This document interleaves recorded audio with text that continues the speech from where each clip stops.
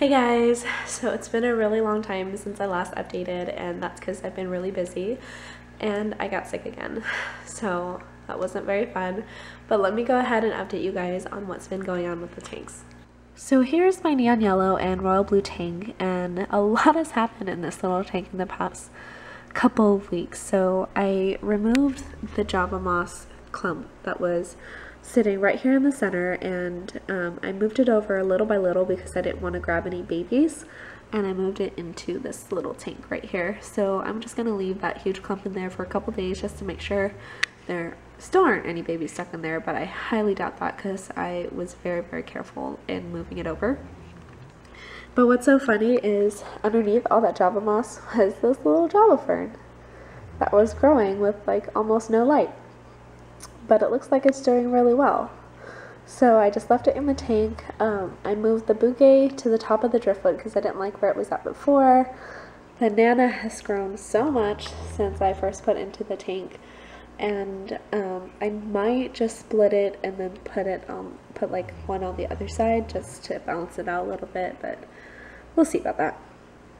The dwarf sash doing great. The mini pellia is starting to spread out. Sorry. And I did a lot of trimming on the Amazon sword because it was getting really big. And then I did trimming on the plants in the back. And the plants, or the frog bit and the water lettuce at the top. So that's pretty much where the plants are at right now. The shrimp, they're kind of weird. I actually lost 4 shrimp in the past 2 weeks, and that included Mama Bear. So she was really sluggish for a couple days, and then all of a sudden I didn't see her anymore. So I'm pretty sure she got eaten up because I couldn't find her body, but I did find 3 other bodies. One today that was really decomposed, so I think that it was dead for a while now. But I stopped feeding solid foods, and I started feeding just Bacter AE just as a precaution to see if that would help with the deaths, and so far I have not had any deaths in the tank. My royal blues seem to be okay, but they are really good at hiding. They come out when I feed, but that's pretty much the only time they come out. But on the bright side, I do have a buried mama in the tank somewhere. Where did she go? I just saw her. Oh, there she is. So she's right there behind the heater, and she's been buried for about 2 weeks now. And my yellows typically carry for about 2.5 weeks. So I'm actually starting to see eyes on her little eggs, and I'm guessing they're going to be due pretty soon here. Oh, and look. It's one of my royal blues with the orange eyes. How nice does that look? And I also noticed some little baby trumpet snails. I don't have too many of them because my trumpet snails have been breeding really slowly. But I'm hoping I can move a couple of the babies over into one of my other tanks. And yeah, that's pretty much it with this tank, honestly. The babies are out and about. There's one on the back around there. And I did have 2 babies survive from this mama over here. So she had like 3 eggs, and I thought that she had dropped them all, and I dropped the net into the tank, but the eggs hatched anyway. And I saw 2 little itty bitty babies the other day, which is awesome because I didn't think they survived, but they did. I'm actually going to be redoing my Opiola tank pretty soon here because it looks really gross. I just have had enough of trying to plant a brackish water tank, so I am going to go back to lava rocks and see if that works out for me. But over here I have my coffee table aquarium. Looks nice as always. Got some Mountain Dew on top.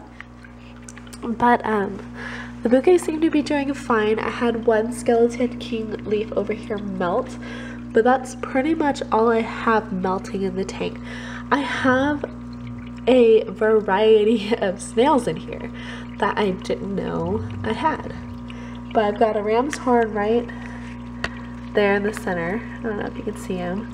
I've got another type of snail over here on the glass. Can you see that? I don't know what that is. I think it's a bladder snail. And then I've got like various, oh, here's another one. I've got like various of the little ones that I have in the other tanks too.